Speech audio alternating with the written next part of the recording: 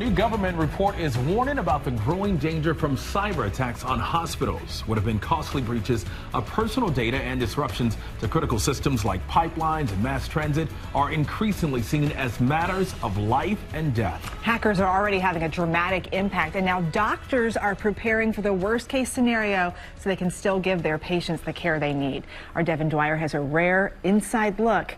Hey, Devin. Hey, Eva and DeMarco, the number of cyber attacks on American hospitals has doubled in the last 5 years, and experts now say this is more than just about hackers getting your private data. It's a real threat to health care. We got a rare look at how some hospitals and doctors are preparing.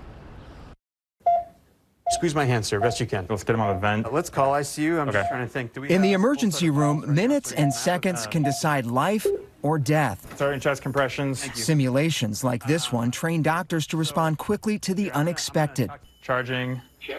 Shocking. We were invited to watch Dr. Arman Hussein, a second-year resident, practice his skills when suddenly There's something happening with our IT systems right now. a mock cyber attack locks down his computer as he's treating patients in crisis. Our monitor is down. How disruptive was it to lose all the technology that's connected to the network?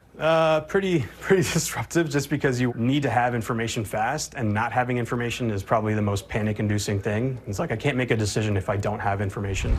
It happened in real life 3 years ago, just as the pandemic was taking hold. Cyber criminals targeted the University of Vermont hospital network. I got a call from our IT leader. He said, every server that we have has been infected. Those servers were immediately taken offline. Loeffler says no patient information was leaked, but that the impact on patient care was substantial. There were people that were scheduled for staging cancer operations, and we had to make a decision, should we do it? And we did them when it was appropriate. Some we were able to delay. Very, very lucky. Jess Krause and his wife Kara were UVM patients at the time and lived through it. I had been diagnosed in early September with stage 3 colorectal cancer. You really don't know if you're going to live or die at that point. Just as his doctors began an aggressive radiation and chemo plan, Krause was told it all had to be put on hold indefinitely. I got a call that day saying, don't come, you know, we're figuring it out. We were like, what? Like, this is really critical life or death treatment, radiation. And it was very timely because Jess's tumor was quite large. Research shows cyber attacks on hospitals, once thought to be most damaging to patient privacy, are potentially endangering American lives. The number of cyber attacks on U.S. hospitals each year has doubled since 2016, from 43 incidents to 91 in 2021.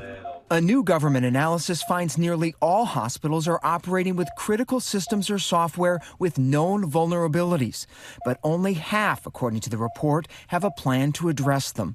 What's the biggest lesson you think other hospitals in America need to take from what happened at UVM? It can happen to you, and it affects everything you do in the ways you provide care for your patients. U.S. public health officials say cyber attacks are the single largest threat to America's hospitals, deserving immediate attention. I was just like, all right, I'm not going to use that. We'll just go to manual everything. Dr. Hussein says more practice without computers is urgently needed. Strong work, guys. Done. Way go team. But experts say hospital administrators also need to beef up their defenses. If you can greatly reduce or eliminate the impact by having multiple systems in place, then that seems like it would be an important step forward. I feel like we're some of the lucky ones, but I think system improvements to communication need to happen, but especially now. Now, the University of Vermont Health Network tells me they've added multiple layers of cyber defenses, new system redundancies to protect against a future attack. And experts say, guys, all American hospitals need to adopt similar measures, and there's an effort underway in Congress to require them to do just that. Eva and DeMarco. Well, let's hope they follow suit. Our many thanks to Devin Dwyer for that report. Well, hey there, GMA fans. Robin Roberts here. Thanks for checking out our YouTube channel. Lots of great stuff here. So go on, click the subscribe button right over here to get more of awesome videos and content from GMA every day, anytime. We thank you for watching, and we'll see you in the morning on GMA.